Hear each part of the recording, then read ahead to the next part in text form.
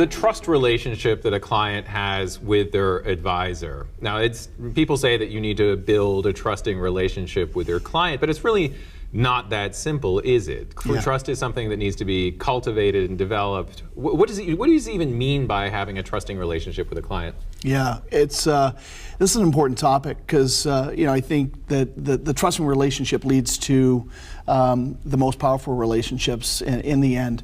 I think that there's this big misconception about, and you hear a lot of people talking about, I want to build trust, I want to build trust.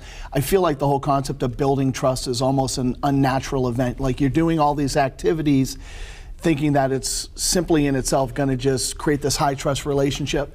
What we like to think of it as is that there's actually an environment that you can create, and when you create the right environment around trust, which is really often about serving that client's needs first, really engaging them in conversation where they can lead, do most of the talking and we do most of the listening.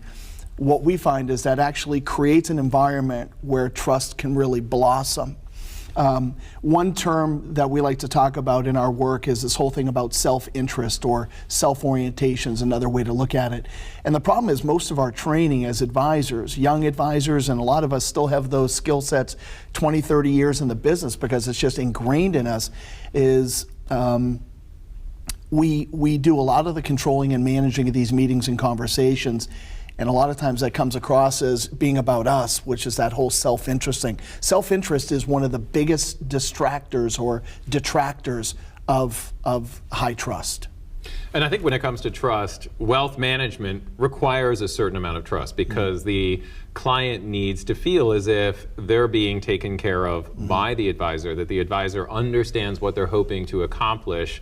That requires a certain amount of empathy, and in order to develop that empathy, you need to feel as if your advisor understands what you truly want to achieve with your investments.